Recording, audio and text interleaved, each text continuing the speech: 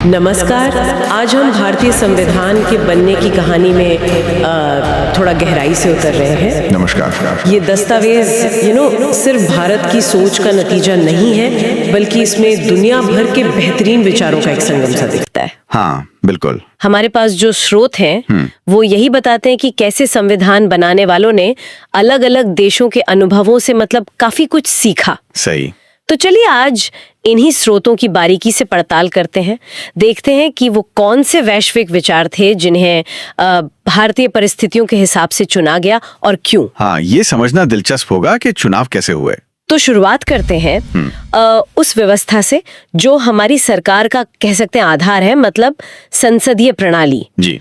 ये विचार हमने सुना है ब्रिटेन से लिया, पर सिर्फ यही क्यों चुना गया होगा? देखिए, इसका एक बड़ा कारण तो शायद ये था कि हम उस व्यवस्था से अंग्रेजों के समय से काफी हद तक वाकिफ थे।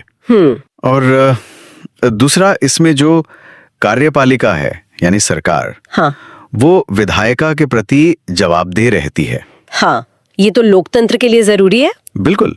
और ब्रिटेन से ही हमने विधि का शासन, मतलब कानून का राज, जहां कोई कानून से ऊपर नहीं, और वो एकल नागरिकता वाला सिद्धांत भी अपनाया। अच्छा। और हाँ, वो लोकसभा राज्यसभा वाला सिस्टम, द्विसदनीय ढांचा, वो भी वहीं से प्रेरित है। ओके।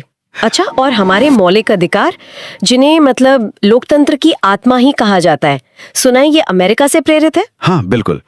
अमेरिकी संविधान का जो बिल ऑफ राइट्स है, उसने मौलिक अधिकारों के लिए एक बहुत मजबूत आधार दिया।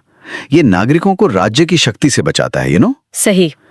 इसके साथ ही न्यायपालिका की स्वतंत्रता, मतलब जुडिशरी इंडिपेंडेंट रहे, और न्यायिक समीक्षा यानी अदालतों की वो शक्ति जिससे वे कानूनों की संवैधानिकता जांच सकती हैं, ये भी अमेरिकी मॉडल से लिए गए बहुत महत्वपूर्ण सिद्धांत हैं। और राष्ट्रपति पर महाभियोग चलाने की प्रक्रिया, वो भी शक्तियों के संतुलन का एक अमेरिकी उदाहरण है जो हमने लिया। अच्छा। स्रोतों में मैंने देखा आयरलैंड का भी जिक्र है, खासतौर पर राज्य के नीति निर्देशक सिद्धांत यानी डीपीएसपी के लिए। ये क्या भूमिका निभाते हैं? ये तो फंडामेंटल राइट्स जैसे नहीं है शायद? नहीं, बिल्कुल नहीं।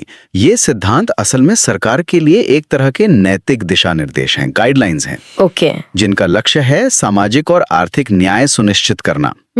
हालांकि आप इन्हें लेकर सीधे अदालत नहीं जा सकते, ये लागू करने योग्य नहीं है कोर्ट द्वारा। अच्छा। पर देश चलाने में इन्हें मौलिक फंडामेंटल माना जाता है।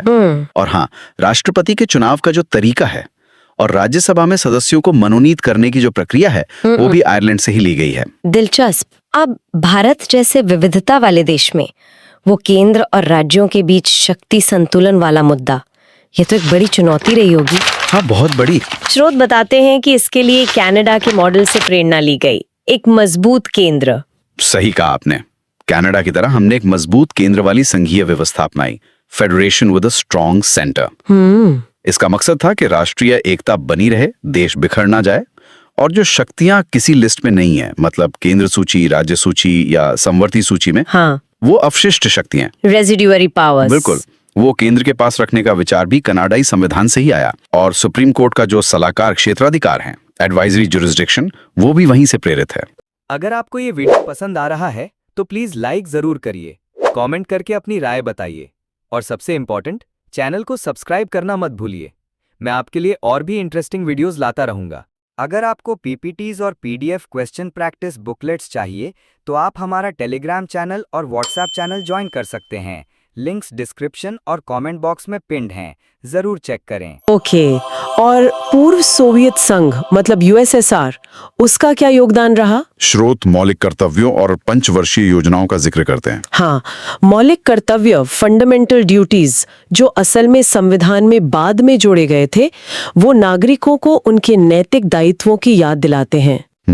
और पंचवर्षीय योजनाएं, 5 ईयर प्लान्स, वो तो खैर लंबे समय तक भारत की आर्थिक योजना का आधार रहीं। हालांकि अब उनकी जगह नीति आयोग ने ले ली है। हाँ, वो तो बदल गया अब। ये समाजवादी विचारों का प्रभाव दिखाता है जो उस वक्त था। ऐसा लगता है संविधान निर्माताओं ने तो पूरी दुनिया छान मारी थी। दक्षिण अफ्रीका, जर्मनी, जापान, ऑस्ट्रेलिया, इन सब का भी जिक्र है। क्या कुछ खास बातें थीं जो इन देशों से ली गईं? अरे बिल्कुल, हर जगह से कुछ ना कुछ महत्वपूर्ण लिया गया। जैसे दक्षिण अफ्रीका से संविधान में संशोधन करने की प्रक्रिया सीखी। हाँ, ये तो बहुत जरूरी है। हाँ, ताकि संविधान समय के साथ बदल सके, प्रासंगिक बना रहे। फिर जर्मनी का जो वाइमर संविधान था, वहां से आपातकाल के दौरान मौलिक अधिकारों के निलंबन का प्रावधान लिया गया। अच्छा, इमरजेंसी प्रोविजंस। हाँ, ये राष्ट्रीय सुरक्षा और व्यक्तिगत स्वतंत्रता के बीच एक संतुलन बनाने की कोशिश है। और जापान से विधि द्वारा स्थापित प्रक्रिया, प्रोसीजर एस्टैब्लिश्ड बाय लॉ, इसका क्या मतलब है? ठीक ठीक। इसका मतलब है कि कानून बनाते और उसे लागू करते समय एक तयशुदा स्थापित प्रक्रिया का पालन होना ही चाहिए।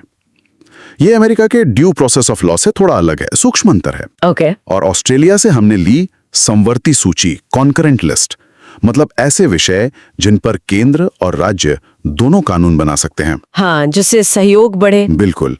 और संसद की संयुक्त बैठक, जॉइंट सिटिंग का प्रावधान भी वहीं से है, ताकि अगर लोकसभा और राज्यसभा में किसी बिल पर गतिरोध हो तो उसे सुलझाया जा सके। वाह, तो कुल मिलाकर ये सिर्फ ऐसा नहीं था कि कहीं से कुछ उठाया और रख दिया, ये नकल नहीं थी। नहीं नहीं, बिल्कुल नहीं। बल्कि दुनिया भर के अनुभवों से सीखकर भारत के लिए एक बिल्कुल अनोखा ढांचा तैयार करना था। निश्चित रूप से ये संविधान निर्माताओं की व्यावहारिकता और उनकी दूरदर्शिता को दिखाता है। उन्होंने दुनिया भर के सफल प्रयोगों को परखा, समझा और फिर उन्हें भारतीय जरूरतों और परिस्थितियों के हिसाब से ढाला। यह एक जीवंत दस्तावेज है जो इतने सारे अलग अलग स्रोतों से प्रेरित होकर भी अपनी एक बिल्कुल अलग, अपनी एक खास पहचान रखता है। वाकई ये सोचना ही कितना दिलचस्प है कि कैसे इतने अलग अलग धागों को लेकर उन्हें बुनकर एक इतना मजबूत कपड़ा तैयार किया गया जो आज भी हमें संभाले हुए हैं। हाँ, और ये हमें एक विचार के साथ छोड़ जाता है, आप कह सकते हैं। क्या? कि जैसे जैसे भारत और दुनिया बदल रहे हैं और बदलते रहेंगे, तो क्या हमारा संविधान भविष्य में भी इसी तरह वैश्विक विचारों से, नए आइडियाज से प्रेरणा लेकर खुद को प्रासंगिक बनाए रख पाएगा? ये एक बड़ा सवाल है। हाँ, ये सवाल संविधान की जीवंतता और उसकी अनुकूलन क्षमता पर, उसकी एडेप्टेबिलिटी पर सोचने को मजबूर करता है। अगर आपको ये वीडियो पसंद आ रहा है तो प्लीज लाइक जरूर करिए, कमेंट करके अपनी राय बताइए और सबसे इम्पोर्टेंट, चैनल को सब्सक्राइब करना मत भूलिए। मैं आपके लिए और भी इंटरेस्टिंग वीडियोस लाता रहूंगा।